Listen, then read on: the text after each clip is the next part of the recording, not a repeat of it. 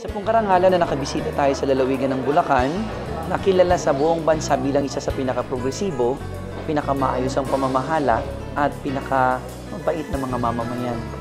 Resulta ng pagpapatupad ng amnestiya sa buwis o tax amnesty sa lalawigan ng Bulacan, ang Provincial Government of Oriental Mindoro ay personal na nagtungo sa Kapitolyo noong ika-8 ng Abril upang masaksihan at maintindihang mabuti ang bunga ng amnestiya at maipatupad ito sa kanilang bayan.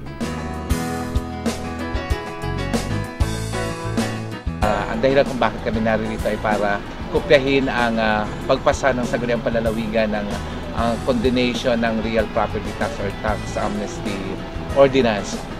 Ang lalawigan ninyo ang nakapagpasa ng isang napakagandang ordinansa hinggil sa pagbibigay ng tax amnesty sa inyong mamamayan at nakapag-generate ito ng malaking kita para sa inyong lalawigan. And hopefully, kapag in-apply na namin ito sa aming lalawigan ay makopya namin kung ano yung success na nakuha ninyo. Matatanda ang itinanghal ng lalawigan ng Bulacan noong nakaraang taon bilang pinakamayamang lalawigan sa buong Pilipinas dahil sa maayos na proseso ng pagbabayad ng buwis.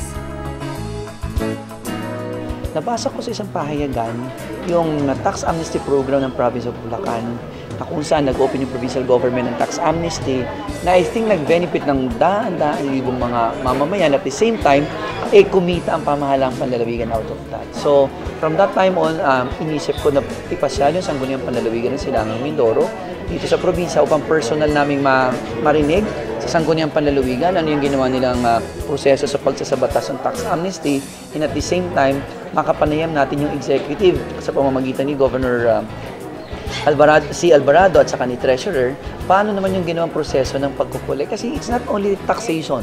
I've been to Bulacan for 4 times sa provincial capital and sobrang dami ninyong may pagmamalaki dito.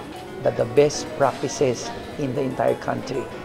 Dumaan sa isang oras na consultation dialogue sa pagitan ng ilang board member ng lalawigan ng Oriental Mindoro at mga opisyales ng Provincial Government of Bulacan. Dito, pinag-usapang mabuti ang paraan at strategy ng Bulacan Government sa pagpapatupad at pamamahala ng tax amnesty sa taong bayan. It's not enough na yung Sangguniang Panlalawigan ay mayroong legislation. The success of all these legislative measures will also depend on the quality of implementation by the executive. And we believe that with the kind of yung pagpupurso ni Governor at saka ng provincial treasury nyo, hopefully, magiging ganito din yung effect sa province of Oriental Mindoro. Matapos ang dialogo, ipinasyal ng Bulacan Tourism sa iba't